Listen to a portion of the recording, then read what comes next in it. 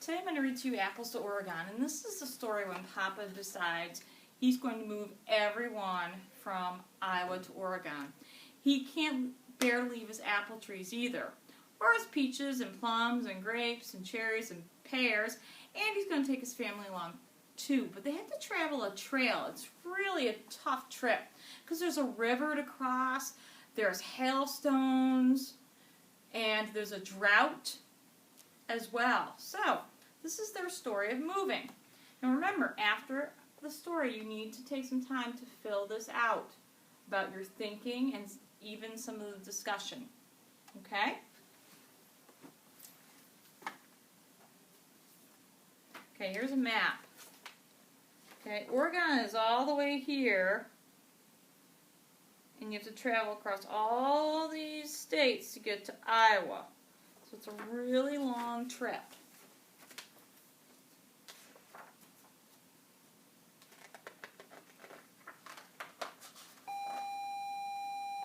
Luke Jacoby to the lobby, please. My daddy loved growing apples, and when he got ready to pull up roots and leave Iowa for Oregon, he couldn't bear to leave his apple trees behind. So Daddy built two of the biggest boxes you could ever hope to see. He set them into a sturdy wagon and shoveled in a good wormy dirt. Then he filled every inch with plants and trees, hundreds of them. Daddy was ready for the most daring adventure in the history of fruit.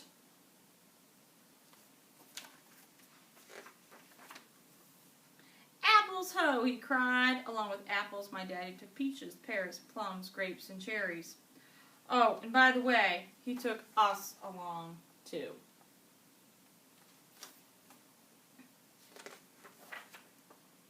We all had lots to do on the journey. Each morning I helped Mama bake biscuits while Daddy prepared for another long day on the trail.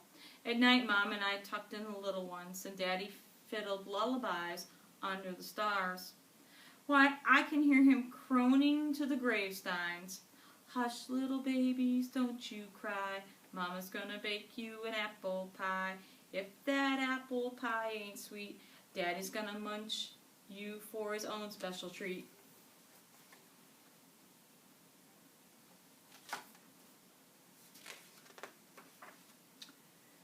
We rolled along just fine till we came to the Platte River. It was wider than Texas, thicker than Mama's muskrat stew, and muddier than a cowboy's toenails. Just looking at it made my insides shrivel. The riverbank was crowded with folks and prairie schooners trying to get up the nerve to cross. When they saw us and all of our little fruit trees fluttering in the breeze, they burst out laughing. Those trees will be brown as dirt before you hit the plains, declared one old geezer. Plains? Scoffed someone else. That nursery wagon won't make it halfway across the river.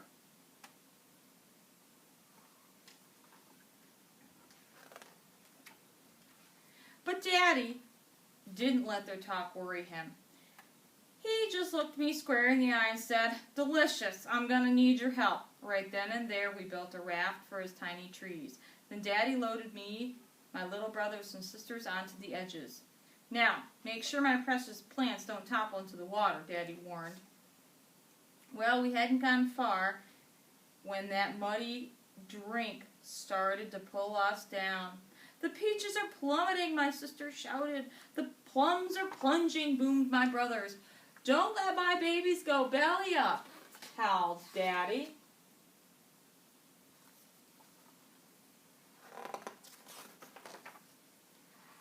I had to think quick.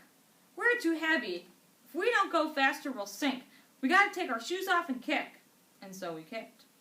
Of course, we'd all been raised on apples, and everyone knows youngins raised on apples are strong, mighty strong.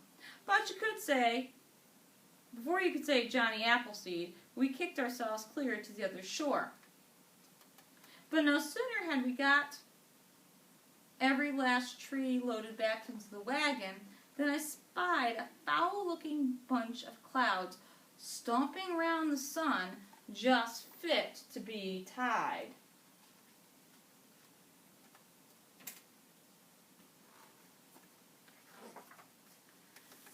The The wind began to throw everything around that wasn't lashed down. Our boots, baby Albert's diapers, every pot and pan Mama had, even our own little wagon. Next, hailstones big as plums came hurtling out of the sky. Guard the grapes, protect the peaches, Daddy howled. So we all started tearing off our clothes and holding them over Daddy's darlings. Bonnets, petticoats, trousers, hats, even Daddy's drawers.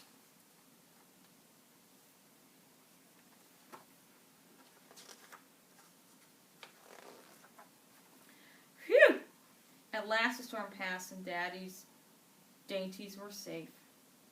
After all that excitement, it felt good to hit the trail again. But before long, we came to an endless sandy desert. Now remember, us youngins didn't have our wagon or our boots. In no time, our feet were redder than the poison apple that the witch gave to Snow White. Delicious, this is our toughest challenge, said Daddy, wiping his brow as I followed him on tippy toes. We gotta find a water hole or my babies are done for.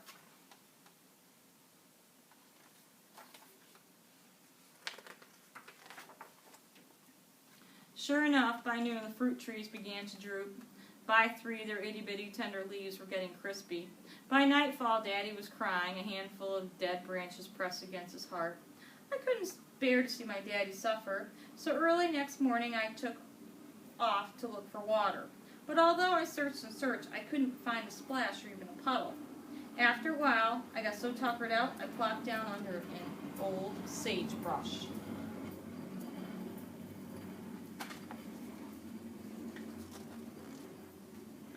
Ouch! I yelled, landing on something hard. When I saw what it was, I whooped for joy. My very own boot. What's more, it still had water in it from all those melted hailstones.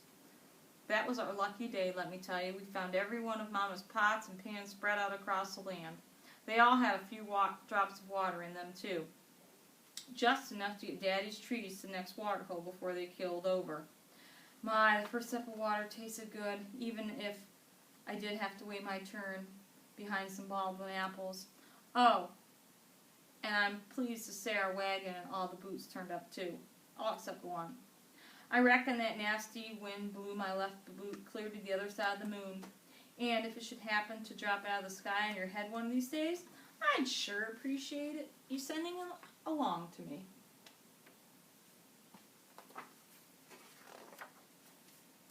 Well, we kept on going past Courthouse Rock and Chimney Rock and Independence Rock and lots of other rocks that didn't have names. We climbed up rocks and down rocks, and at least we reached the Columbia River. Just 100 miles to go, declared Daddy.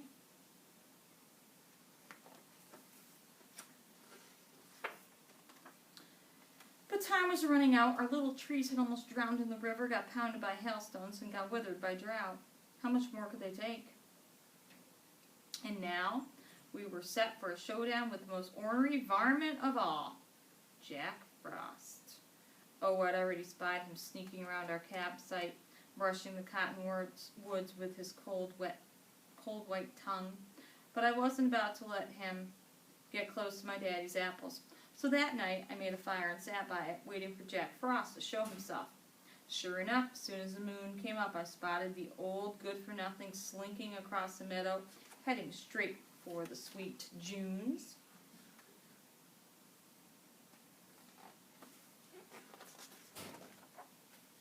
I got ready to fight. Jack Frost came at me, turning the ground so cold my toes went numb. But I didn't give up. I grabbed a flaming stick and threw it at him. Before you could say Peter Piper picked a peck of pretty pippins, that low-down scoundrel was hightailing it out of here, heading straight for Walla Walla, Washington. I'm mighty grateful, Delicious, said Daddy, as he scrutinized the sweeties in the morning. Thanks to you, even the sweets stayed snug. We're nice and cozy, too, added Mama, checking the children.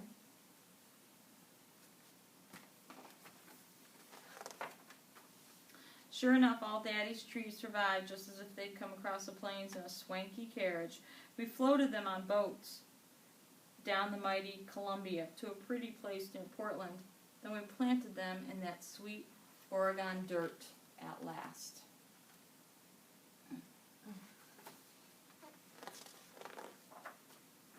Gold was discovered in California not long after, and thousands of people rushed there to seek their fortunes. But not us. We already had our fortune. Those apples, peaches, pears, plums, grapes, and cherries made us richer than any prospector. We were happier too. After all, apples taste a whole lot better than gold.